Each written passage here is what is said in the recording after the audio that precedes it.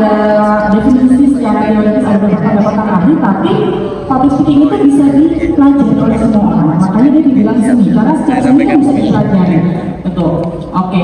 Dan ini adalah proses penyampaian dari speech atau pidato. Pada dasarnya awalnya muncul public speaking karena ada orang-orang yang ingin lebih ke depan umum memberikan retorika atau mungkin propaganda. Awalnya kayak gitu.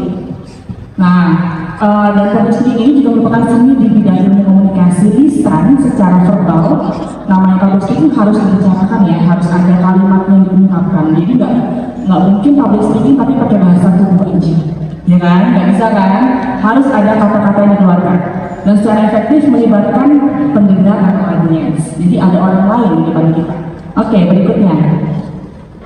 Nah, tujuan public speaking ini ada 5. Yang pertama sebagai motivasi, memberikan motivasi ke orang lain yang mendengarkan, bukan motivasi dari si penyampaian pesannya. Kemudian yang kedua, memberikan informasi seperti tadi disampaikan. Kemudian sebagai controlling atau mengontrol. Nah, ketika saya berada di depan sini, saya mengatur nih kalian akhirnya bisa fokus ke saya, berusaha mengatur atensi kalian kepada kami, kayak gitu. Itu fungsi orang yang berdiri di depan umum. Jadi nggak cuma ngomong Assalamualaikum warahmatullahi wabarakatuh, yang terhormat Bapak Ibu sekalian, nggak ada perhatian, itu nggak bisa mengontrol gitu. Oke, next, persuasif, mempengaruhi orang lain. Ketika kita sudah punya tahapan bisa mengontrol, maka orang lain akan terpengaruh. Kayak tadi kalian jawab pertanyaan saya, terpengaruh kan, persuasif. Atau mungkin kalian memberikan opini atau kalian melakukan sesuatu tindakan yang saya perintahkan. Kemudian yang terakhir, entertaining. Jadi biar tidak membosankan, apalagi kalian podcast, ya jangan sampai penontonnya yang denger baru 2 menit udah ganti channel. Ya kan, gimana caranya bisa menghibur, tapi menghibur juga dengan cara yang baik, dengan konteks-konteks etika pastinya, kemudian dengan konteks-konteks norma-norma yang berlaku di masyarakat. Oke, berikutnya. Nah, beberapa manfaat dari public speaking. Yang pertama, meningkatkan rasa percaya diri, kemudian mengembangkan jiwa leadership. Nah, sebagai seorang public speaking ketika berdiri di depan umum, itu pasti punya jiwa leadershipnya muncul. Kenapa? Dia bisa berdiri di depan umum memberikan sesuatu informasi, orang lain mendengarkan, itu sudah muncul jiwa leadershipnya. Bahkan kalau terjadi misalnya kurang ada, misalnya teman-teman nggak perhatian, bisa itu mau perhatiannya sedikit atau bagaimana mencari atraksi dari teman-teman, membuat teman-teman tertarik untuk mendengarkan kita. Itu salah satu wujud leadership. Apalagi kalau kalian public speakingnya di depan orang yang misalnya pas satu upacara, pembina upacara. Nah, kan kelihatan kan, atau pembina upacara itu salah satu wujud dari public speaking juga. Oke, kemudian menyampaikan ide dan pendapat, di mana kita harus bisa memverbalkan atau membuat kalimat secara lisan apa yang ada di otak kita melalui kata-kata. Tapi menyusun kalimat yang benar, kemudian pengucapannya juga harus jelas. Jangan sampai ngomongnya nggak diikuti kan? Oke.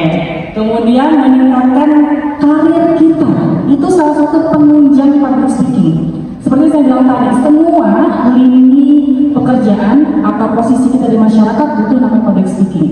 Coba Bu Guru saya tanya ya. Kalau misalnya di sekolah nih, Bapak Ibu cuma bisa ngajar, tapi nggak bisa misalnya menghadapi tamu segala macam, itu berpengaruh nggak sama ketika Ibu mulai turun? Insya Allah berpengaruh, karena kita ketahui bahwa dari beberapa orang yang ada secara langsung akan terseleksi oleh alam. Salah satunya apa yang dilakukan pada saat dia bisa menghadapi tamu, bagaimana dia melayani dengan baik, bagaimana dia percaya diri, itu juga mempengaruhi. Betul sekali, benar sekali. Nggak mungkin ya yang dipilih jadi kepala sekolah orang pendiam, ya kan Ibu ya. Dia cuma bisa walaupun mungkin bisa punya keputusan kebijakan yang baik, tapi dia tidak bisa menyampaikan informasi ke murid-muridnya, at least ke staffnya atau ke guru-guru. Dia harus punya public speaking. Oke, kemudian meningkatkan keterampilan berpikir kritis. Kenapa? As a public speaker, kamu harus bisa berpikir cepat. Apalagi biasanya yang sini-sini, kalau misalnya saat lagi MC ada trouble misalnya, ternyata abis ini gubernur Jawa Timur ngasih sambutan, tapi orangnya belum datang. Harus berpikir cepat gimana caranya. Nah itu kita harus berpikir kritis. Atau misalnya, loh kok ini kalimatnya seperti ini ya, seperti seharusnya yang terhormat Bapak Gubernur Jawa Timur atau apa. Kenapa kalimatnya berbeda? Kita harus cepat memperbaikinya tanpa karena waktu kan kalau kita membawa acara, apalagi kalau seorang public speaking di depan ya udah nggak ada waktu excuse lagi tambahan waktu gitu kan, pasti sudah 3 menit bahkan biasa ada kayak keeper tuh di belakang, waktu kurang berapa menit lagi gitu. Nah itu kita harus berpikir cepat melihat audiens kita situasinya seperti apa. Oke, yang terakhir lebih persuasif, kita lebih bisa mengajak orang lain biar mereka tahu apa yang kita sampaikan. Sampai sini paham nggak yang saya sampaikan?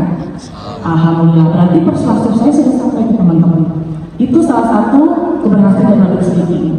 Oke, lanjut kakak. Nah, ada beberapa style dalam public speaking. Style maksudnya adalah ada orang yang berbicara di depan umum. Yang pertama impromptu style, di mana dia no script at all, tanpa teks sama sekali, atau dia membawa teks kayak saya, tulisannya cuma apa? Cuma rundown doang, tapi dia improvisasi. Tapi ada guidelines-nya, ada aturan bakunya, minimal rundown-nya yang harus disampaikan apa? Poin-poin penting yang tadi disampaikan oleh Kak Yeni. Itu harus dibuat di skrip, sudah harus ada. Jadi semua MC harus ada skrip ya. Ini namanya apa? Kalian tahu nggak? Yang saya pegang ini apa? Iya Kak, bener banget. Kita akan dalam bahasa siapa? Malika.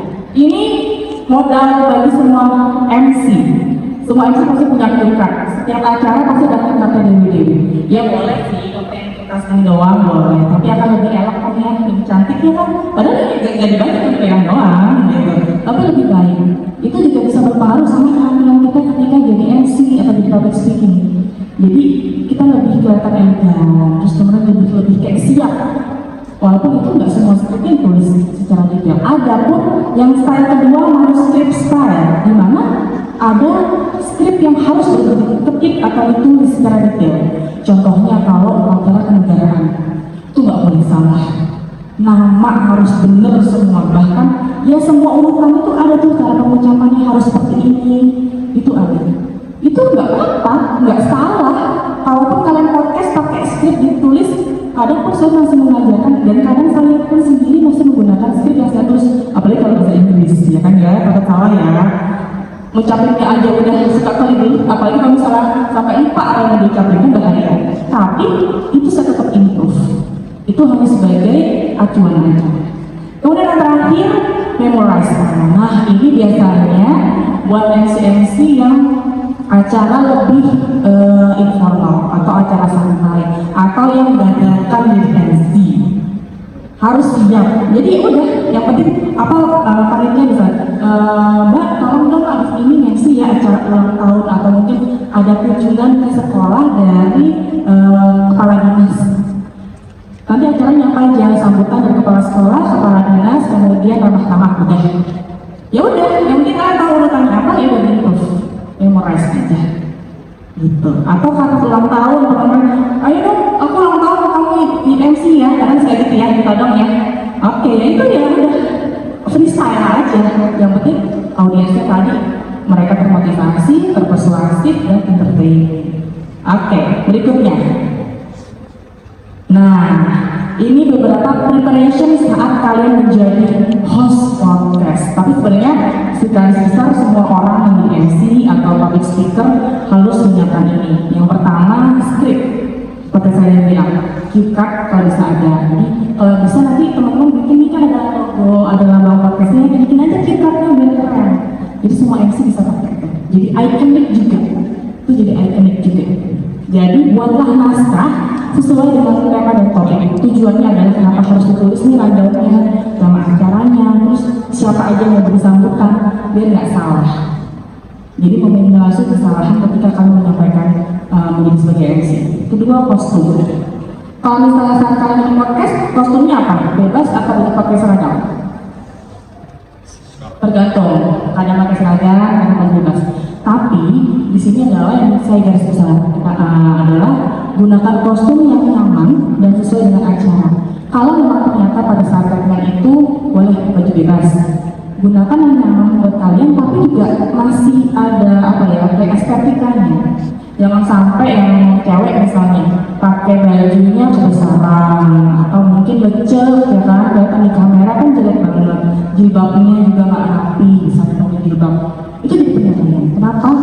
Saya nanti kalau misalnya suatu saat mungkin ada kesempatan lagi, kita boleh improve lagi skillnya teman-teman untuk personal branding, untuk grooming, gimana berpenampilan, personality development itu sangat penting untuk public speaker. Karena kalau saya ya paling cerewet buat MC yang di acara saya, jilbabnya miring dikit aja atau jilbabnya nggak rapi tuh udah saya perbaiki. Minimal jangan sampai ketika, kenapa sih bukan berarti harusnya boleh tertutup dada, kan manusia apa di syariat Islam kan harus menutup dada, atau kalau yang yang di leher kaki gitu yang rapat ya itu juga boleh, itu tergantung style masing-masing. Tapi yang penting harus nyaman dan jangan sampai maaf ya, kan itu jatuh. Jangan sampai pas ngasih assalamualaikum kan kayak ustaz siapa itu? Ya, itu yang nggak boleh. Sebenarnya itu biar kita ketika ngasih nggak ribet sama baju kita, ya kan? Dan kita kadang kalau nggak kayak gitu, ini bajunya kotor, kan pasti assalamualaikum warahmatullahi wabarakatuh, bener nggak? Kita nggak pede kan pas ngomongnya, itu sangat berpengaruh. Dan yang terakhir, make up. Penting nggak make up? Jangan sampai di depan kamera kalian kilong-kilong. Glowing boleh, tapi glowingnya berminyak gitu ya. Minimal segar cuci muka dulu ya Bu ya. Boleh pakai bedak tipis aja, terus pakai misalnya lip gloss atau mungkin lip tint biar nggak pucet kayak abis orang mau semaput gitu ya. Ini MC-nya hostnya tuh kayak mau pingsan, kasian banget kalau nggak pun gitu jadinya. Minimal kalian menampilkan kesegaran. Kenapa? Karena host kan itu membawa acara, membawa suasana. Kalau hostnya dia lesu, hostnya nggak cerah, nggak ceria, atau mungkin ya kurang enak dipandang mata, pasti kan penonton juga nggak nyaman. Itulah fungsi bukan lagi harus menyekat hal atau enggak, tergantung situasinya. Kalau mungkin acara formal, misalnya kayak teman-teman yang menulis kalau presenter berita lawan di TV, itu juga kan berpengaruh. Kenapa make up juga berpengaruh? Karena kadang kalau misalnya kamera tertentu itu yang butuh kamera make upnya harus yang bold, harus yang berani. Karena tampilan di layar kaca akan berbeda. Nah makanya itu harus minimal ya segar, cerah, dan glowing dikit lah ya. Glowingnya bukan yang minyak lah ya. Minimal dikasih paper untuk yang kertas minyak gitu ya. Gitu. Atau dikasih bedak tas itu bedak palu juga tuh. Gitu. Jadi itu pentingnya. Oke, berikutnya.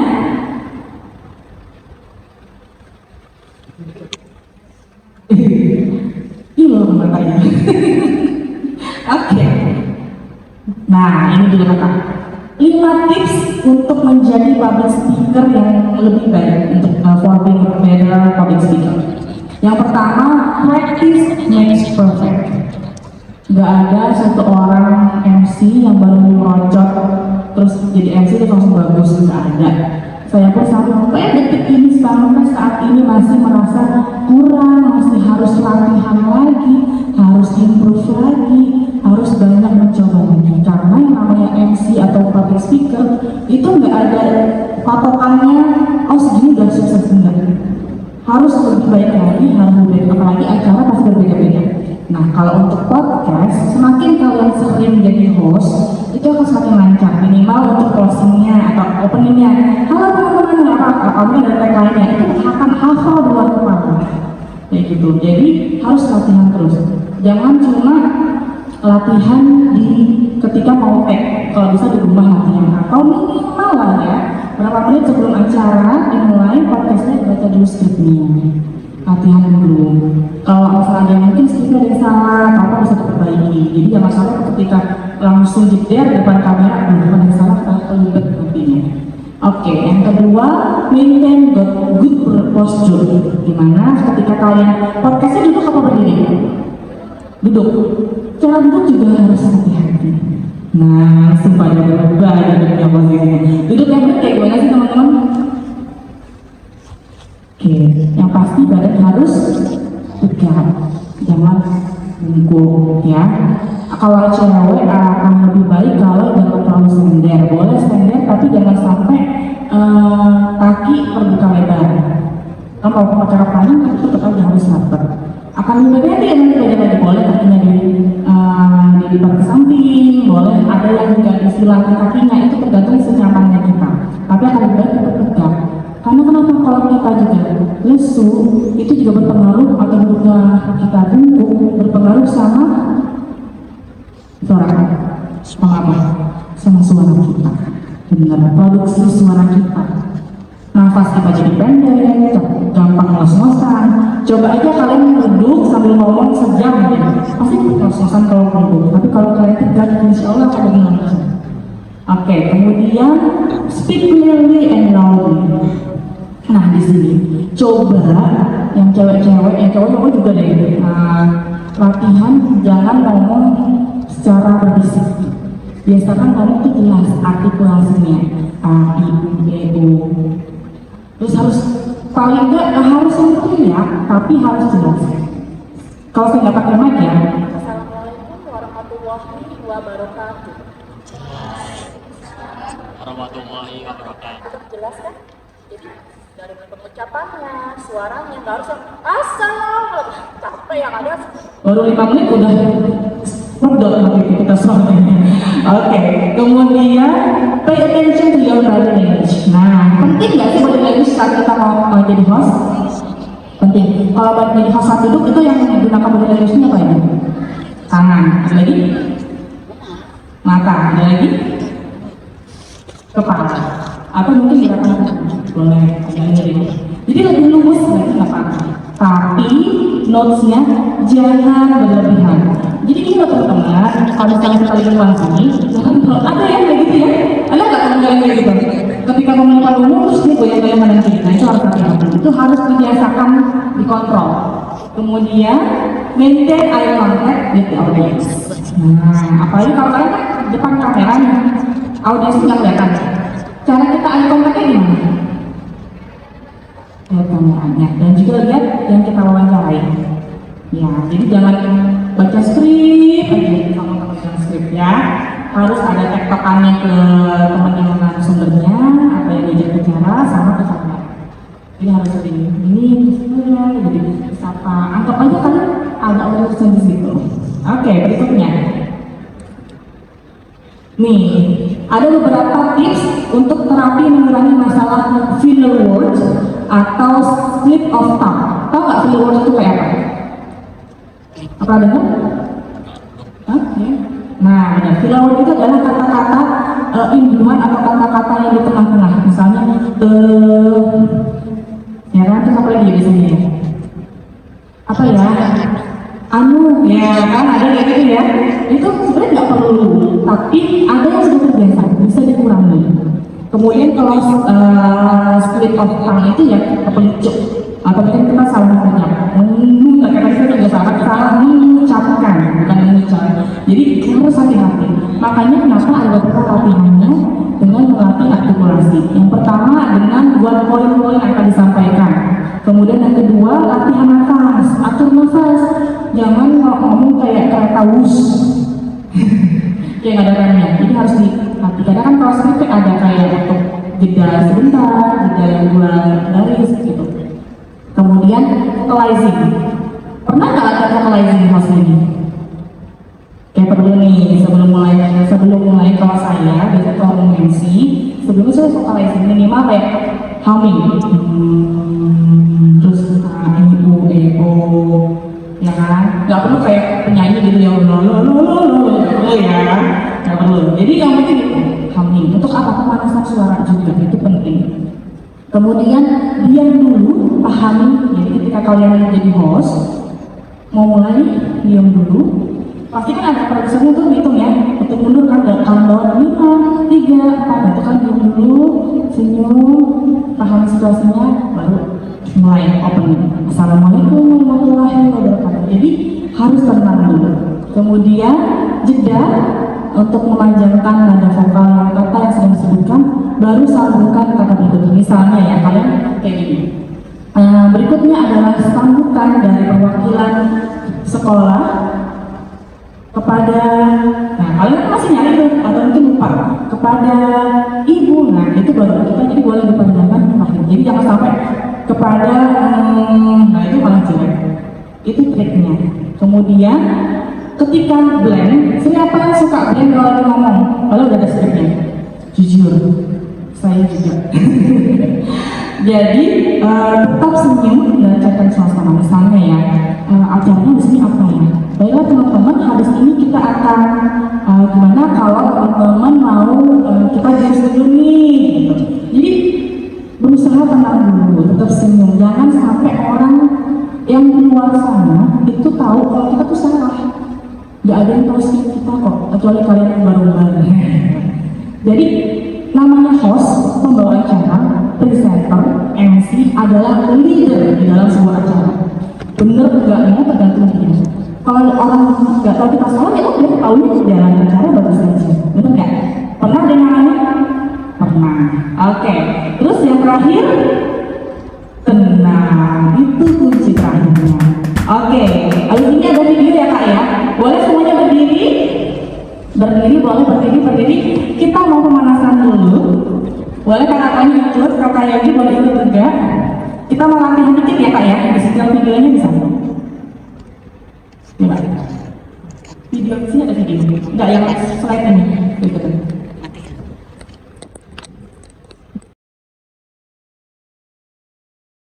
Untuk mengangkat anak-anak perkantoran ini semakin percaya diri. Kebetulan temanya vintage gitu, makanya alat-alat yang tidak pernah kita pakai kita jadikan interior. Tapi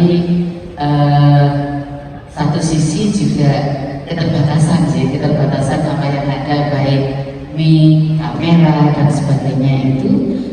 Ini gak ada dasar sama sekali broadcast, gak ada dasar sama sekali dia kameramen atau apa, termasuk public speaking itu hanya guru tamu satu kali tanpa pelatihan seperti olah nafas dan sebagainya seperti tadi. Yang mungkin dari narasumber ini yang sudah pengalaman sekian lama, selain apa yang dikatakan Mas Yoga tadi, apalagi kalau yang perlu kami perbaiki, jelas peralatan sih. Kami berharap bertahap ya Bu, nggak langsung ya. kami berharap ini nanti kok pas gak ada ini tadi pas ada pimpinan ini maunya biar tahu peralatan yang minimal standar paling minimal gitu, biar nanti jurusan kami akan lebih terdengar harapannya seperti itu. Tolong beri masukan lagi sekarang apa yang disampaikan oleh Mas Yoga. Oke, benar sih, yang namanya teknologi atau peralatan yang canggih itu pasti mumpuni banget. Kita nggak bisa memungkiri kualitas akan berbeda dengan kalau kita pakai HP. Tapi jangan berhenti hati dulu, jangan pelan-pelan. Nah, kita berprogres. Di UBTV punya peralatan seperti saya juga pasti berprogres dari awal seperti apa pengembangannya. Kemudian juga teman-teman di radio itu juga ada podcastnya, ada live di Instagram, itu pasti pakai HP. Tapi gimana kualitasnya bagus itu kuncinya dari editor. Ada di timnya juga, bikin apa sih konsepnya, mau seperti apa gambarnya, kualitas gambarnya bisa dinaikkan, editingnya seperti apa, pencahayaannya itu bisa diatur. Atau ngomong kalau dibuat vintage kalian, ya udah dibuat nuansa vintage misalnya ya, dibuat kayak apa sepia gitu kan gambarnya, jadi gak harus yang warnanya terang, warna-warni, itu juga bisa. Itu termasuk ke konsepnya aja. Tapi insya Allah mudah-mudahan ya Bu, saya doakan mudah-mudahan SMK 1 Duren bisa punya peralatan yang luar biasa yang mumpuni, minimal kamera DSLR dulu ya kan, baru nanti kamera besar. Apalagi kalau teman-teman kan bukan kebutuhannya bukan untuk apa namanya pembelajaran ya, ini kan hanya ekstra. Jadi pelan-pelan insya Allah bisa. Tapi pakai HP jangan berkecil hati, harus tetap kreatif. Kalau saya ya, tim saya marketing juga ada. Itu kayak tadi ada Mas Yahya kan itu bagian dokumentasiin, videoin, nanti bikin reels ya. Tapi pakai HP, udah satu HP itu doang. Gimana caranya reelsnya harus bagus.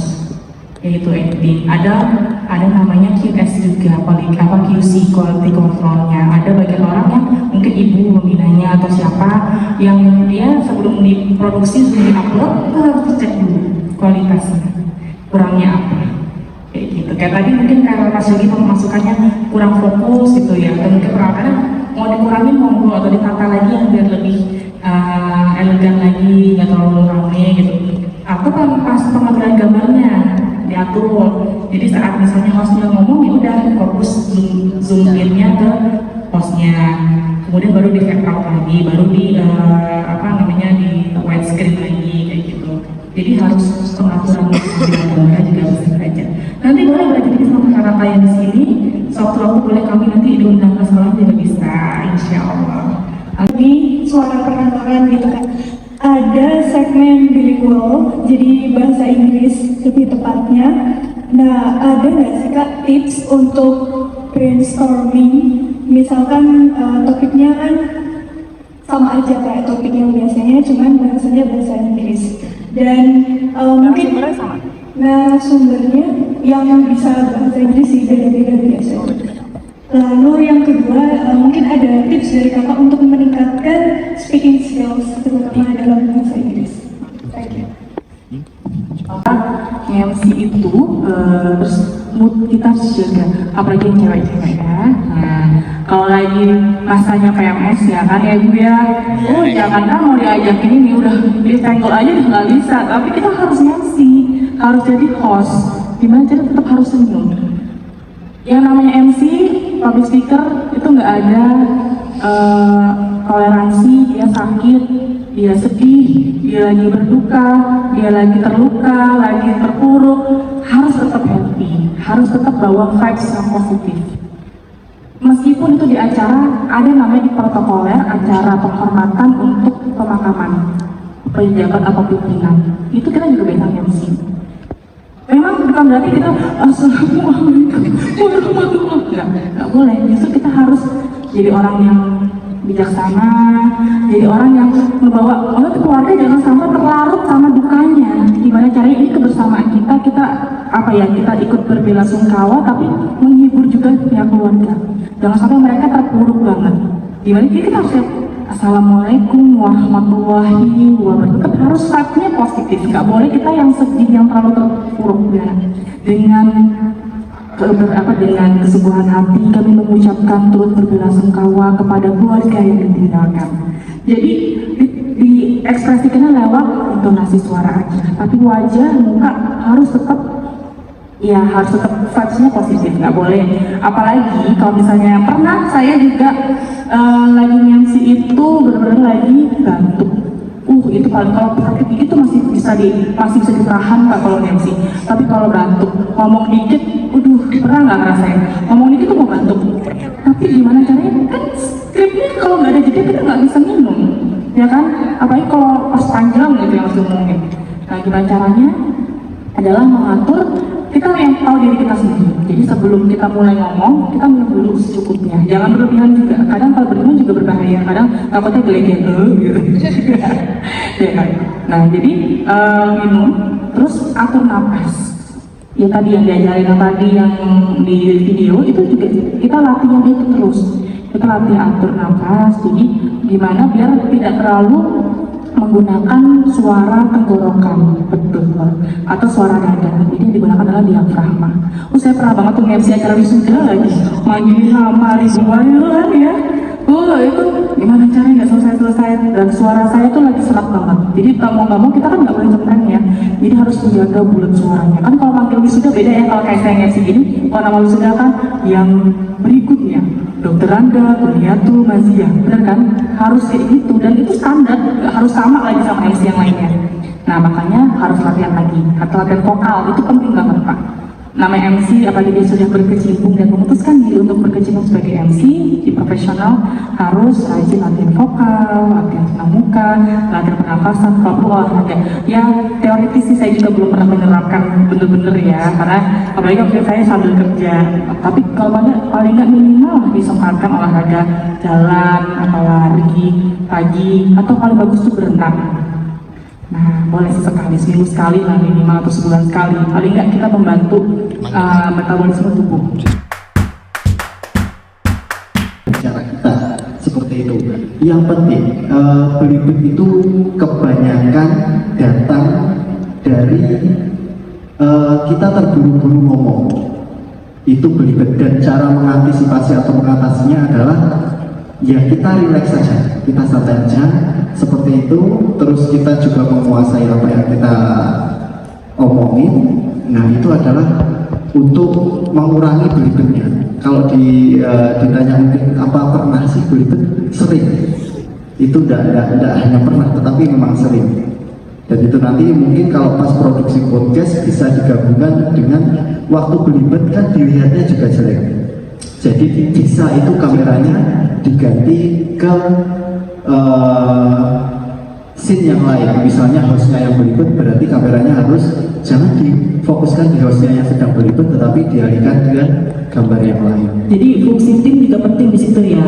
Bener banget. Jadi kalau kalian misalnya kerja produksi itu nggak cuma hostnya aja bertanggung jawab, tapi seluruh tim. Oke, jadi di sini lebih ke diskusi aja ya. Iya, benar. Ini kalau aku ngomongin dari segi visualnya, mungkin bisa dikembalikan di segmen yang tadi yang agak full, Yang di opening yang mirip depan. dari depan, betul. Ini multi kamera loh ya, sekarang ya. Oh, ada pakai berapa kamera? Yang produksi. dua atau tiga biasanya. Oke, nah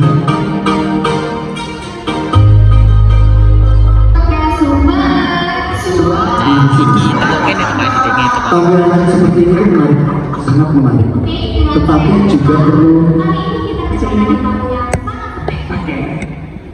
juga perlu diperhatikan aspek dari komposisi sebuah frame. Framing dan komposisi itu juga sangat mempengaruhi bagaimana video itu terlihat bagus. Kalau dari aku pribadi, yang seperti ini adalah ini sudah oke, ini sudah bagus, dan ini sudah sangat menarik, colorful sekali kalau dilihat.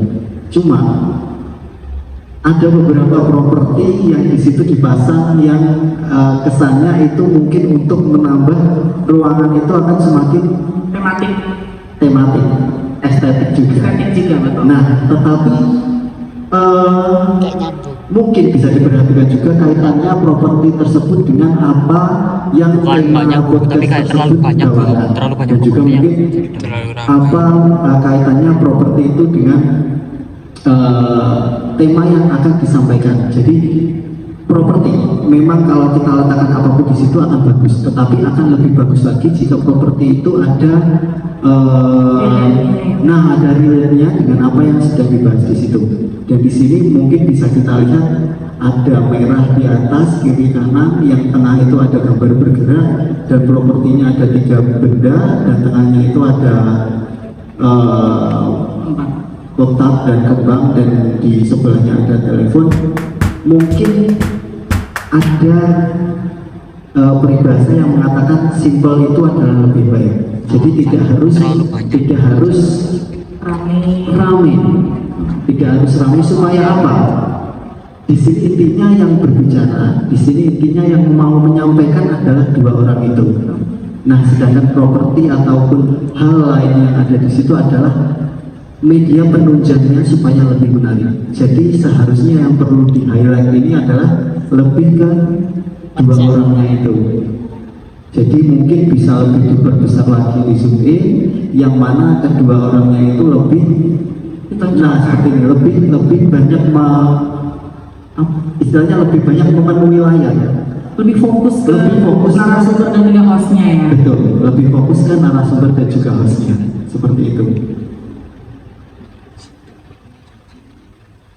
Oke, ada lagi untuk kayak gini. Jadi dari setup ruangan juga kan, karena kalau misalnya kalian pakai apa, kamera atau HP? HP. Pakai handphone ya kan. Saat sebelum mulai juga kita kan pasti cek dulu nih tes kameranya, frame-nya seperti apa di dalam bentuk kamera itu frame-nya. Kemudian kalau bisa output-nya ini live di Instagram atau tapping aja? YouTube. Hah? YouTube sama Direkam aja berarti. Jadi tapping ya, rekaman ya. Nah, apalagi tapping kan bisa tuh, oh ini ada masukan nih sebelum di mungkin dicoba lagi kameranya, dites dulu ya Kak ya. Oh tadi ini terlalu berlebihan, boleh kan temanya memang perkantoran ya ini ya. Nah, itu boleh, tapi seperti tadi masukan Kak Yogi benar banget, saya setuju kalau terlalu berlebihan. Jadi kita fokusnya ke propertinya, bukan ke hostnya atau ke presenternya. Betul, karena terlalu banyak hal di situ yang perlu diperhatikan.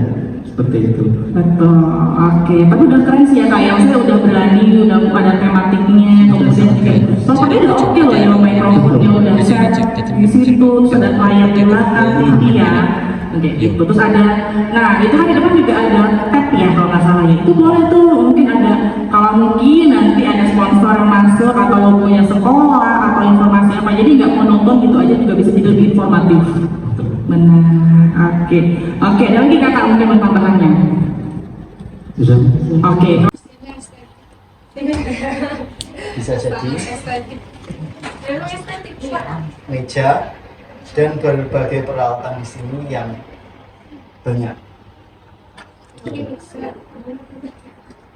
Mas Agi boleh bantu menjelaskan ini yang saya pertanyaan. Saya tahunya ini buat DJ. Betul. Jadi untuk kebutuhan tapping program, nah itu pastinya kan butuh kamera, kamera, tripod, kemudian gimana sih gambar kamera bisa terekam ke dalam komputer kita. Nah itu kita butuh namanya capture atau switch. Nah ini fungsinya untuk mengcapture gambar, kan ini keluar HDMI itu masuk ke sini. Nah itu tampilannya di itu di belakang di layar itu ada kamera 1, ada kamera 2. Nah itu untuk capture, untuk mentransfer gambar dari kamera ke dalam PC. Nah kemudian ini juga berfungsi untuk switch, misalkan saat host bicara kita pindah ke kamera 1, nah otomatis nanti feed ke kamera 1 untuk switcher. Jadi fungsinya untuk mempermudah proses editing atau pengambilan gambar. Nah itu menggunakan feature, jadi kita nggak perlu ribet-ribet ngambil dari rutan kamera, itu nggak perlu, sudah ada switcher. Kemudian untuk audio ini juga mungkin terhubung ke mic. Nah itu mic itu berfungsi, jadi nggak pakai clip on kalau untuk podcast, karena kalau clip on biasanya lebih bocor, lebih sensitif kalau clip on. Jadi kita menggunakan mic, ada gabusnya itu aja. Nah itu kan bisa untuk merekam suara dari luar dan didukung juga ruangan studio podcast. Nah itu untuk merekam bocor dari luar. Nah itu kemudian diolah dari mic ke mixer, kemudian dari mixer di capture ke komputer bisa. Jadi nanti jadi produk yang utuh, ada audio, video. Dan jadi dari itu direcord kemudian masuk ke editor untuk proses pengolahan lagi lah, memperhalus produk yang sudah diproduksi tadi seperti itu. Jadi ini switcher, capture dan mixer, mix itu aja untuk peralatan. Dan itu aja. Ada yang ingin ditanyakan? Mempersingkat ya. Sebelumnya aku mau tanya dulu, ini semua sudah pernah kan ikut langsung ke lapangan dalam produksi podcast? Nah itu oke, Kecil-kecilan. itu boleh diceritain produksinya gimana, terus editingnya gimana? Secara simpel aja. Ayo.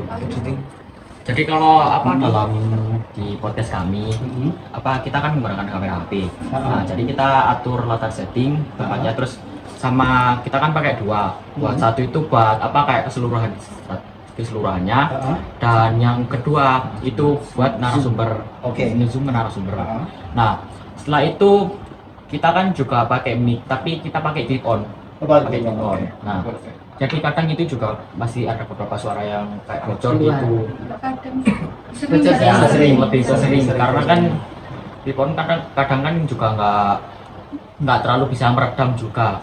Nah, jadi kita pakai aplikasi yang namanya Dolby On, itu buat kayak cuman ngambil suara yang ada di itu aja. Nah, dan di situ setelah itu di Dolby On itu nanti kita kirim ke misalnya kayak komputer ataupun aplikasi yang buat kita editing. sama videonya, dan itu juga nanti masih harus disatuin. Masih harus disatuin Ya, dalam proses disatuin. editing. Jadi harus kayak apa namanya, nepati gitu, kayak ditempatkan yang menyesuaikan. Nah, yang perlu diketahui di sini adalah yang membedakan antara produksi itu dengan ini adalah di sini dengan adanya mixer, switcher, kamera dan lain sebagainya, kami tidak perlu menyelaraskan lagi. Karena selagi ini kamera sudah disetting 1, 2, 3 tempat di sini, yang di sini kamera yang tengah, yang situ menyorot kamera mungkin karena di sini mekanismenya yang host sebelah kanan dan yang narasumber sebelah kiri, kamera situ menyorot ke host, kamera sini menyorot ke narasumber. Baru dengan kabel ini dihubungkan ke sini, ke mixer, ke switcher, jadi satu. Mikrofonnya juga jadi satu, diolah di sini semua audio, capture ini dan lain sebagainya. Di sini sudah jadi. Tapi di podcast kami itu dulu juga pernah pakai webcam. Nah, Oh, webcam webcam. itu juga, tapi di komputer itu pakai aplikasi yang namanya OBS. Nah, di situ juga apa kayak namanya Mixer. switcher. Nah, itu juga fungsinya juga hampir sama, tapi bedanya di audionya aja. Gitu. Jadi intinya semua alat ini adalah mempersimpel proses produksinya. Tetapi secara garis besar memang yang produksi yang benar adalah yang seperti itu. Cuma kalau kita memiliki alat itu akan lebih mempersimpel. Singkat kerja. Nah, lebih mempersingkat biar lebih efisien juga. Seperti itu. Jadi ada beberapa banyak di sini yang mungkin Anda bisa jelasin satu persatu yang banyak juga. Nah, ini adalah fungsinya untuk itu, mempersimpel aja. Jadi semua langsung diolah di sini langsung jadi, baru nanti dimasaknya di editor itu tidak terlalu istilahnya ngoyo-ngoyo banget seperti itu. Karena sudah setengah jadi di sini. Kayak gitu. Tetapi kalau kembali lagi, kalau kita misalnya di PH ataupun kita secara mandiri memproduksi podcast, mekanisme teknis produksinya seperti itu. Jadi nanti kita di editing perlu menyelaraskan lagi, belum audionya perlu naikin dan lain sebagainya. Seperti itu. Di satu sisi anak-anak ini kan nggak punya dasar editing video yang andal gitu ya. Ya cut itu aja, ambil kamera sisi, kamera satunya lagi itu.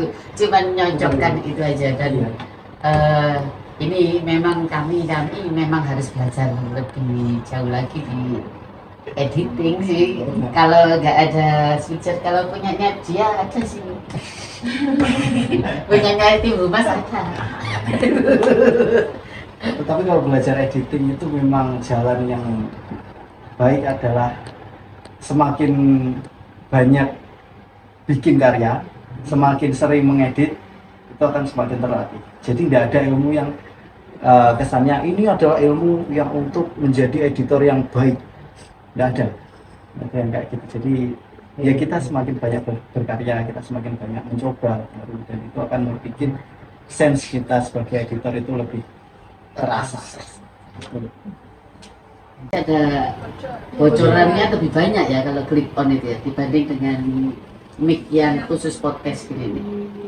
Betul, dan sebetulnya Ibu, tergantung spesifikasinya juga dari clip on dan mic-nya ini.